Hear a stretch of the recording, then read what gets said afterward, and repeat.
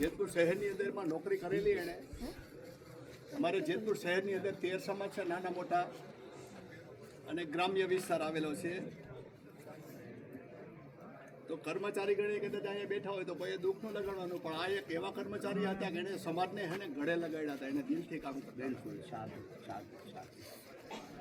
અને આ ગૌતમભાઈ સોંદરવા જેતપુર તાલુકામાં જેતપુર સિટીમાં વિદ્યાર્થી સત્કાર સમારંભ હોય, કોઈ 5 રૂપિયાનું પુરસાદ કરવાનું હોય કે સમાજ લેવલે કોઈ પણ કામ હોય તો આ માણાની હરણફાળ હતી. અને અમે આગેવાન તરીકે જતા હતા કે સાહેબ આવી રીતે આમ છે, એ કે મને પૂછવાનું જ ન હોય, તમે પૂછવા આવો છો એ ખોટું, તમે તમારી રીતે લખી જ નાખવાના અને મને બોલાવવાનું, એટલે હું ટાઈમે હાજર જ થઈ જાય. એટલે એટલો બધો સમાજને ઉપયોગી માણસ થતા હતા, પણ એવો હુનર એની પાસે નહોતો કે હું 2 રૂપિયા દેતા લેતા રાતથી ઉજારા કરતા આ માણસ પાછળ બે હતો. તમારા જુથડ ગામના વતની એવા ગૌતમભાઈ તમારા ગામમાં પણ અમારા શહેરની અંદર આણે એવી સારી એવી સુવાસ ફેલાવી છે, સારો એવો વિશ્વાસ સમાજને લીધો હોય. રાત દિવસ સમાજના ઉજાગર કરી અને સમાજને એટલા બધા ઉપયોગી થયા કે એની વાત કરવામાં.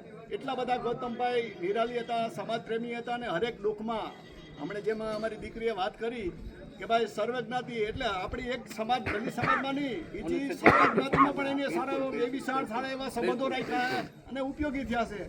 એટલા પરોપકારી આજે દુઃખ સાથે કહેવું પડે કે બહુ જ નાની ઉંમરમાં એમના પરિવારને એના કુટુંબને છોડીને નીકળી ગયા છે. હવે જેટલું કહે એટલું એના માટે શબ્દ ઓછા છે અને ઘણું કાર્ય પણ બાકી છે. ઈશ્વર પાસે અમે તો એની પાસે એટલી પ્રાર્થના કરી છીએ કે એમના પરિવારને, એમના ધર્મપત્નીને, એના દીકરા અને એની દીકરીને ઈશ્વર શાંતિ આપે, હિંમત આપે. અને પરિવાર તો એમના સાથે છે જ, છતાંય વિશેષમાં હું વધારે કહું છું કે એમનો પરિવાર આજે જે ગૌતમભાઈનો હજી કાચો નિભાડો કહેવાય, ભલે જે કાંઈ હોય પણ જે વડીલો પાસે જે કોઠા જ્ઞાન છે, જે સૂઝ છે, એ હજી કદાચ એમની પાસે ન હોય તો ભવિષ્યમાં આગળ જતા કે આગલું કાંઈ પણ એનાથી ભૂલ થઈ ગઈ હોય તો ક્ષમા કરી અને એમની સાથે રહેજો, એવી આશા સાથે વેગળા કાંતિભાઈ વીરમે છે. ભાઈ आभार प्रमुख साहब।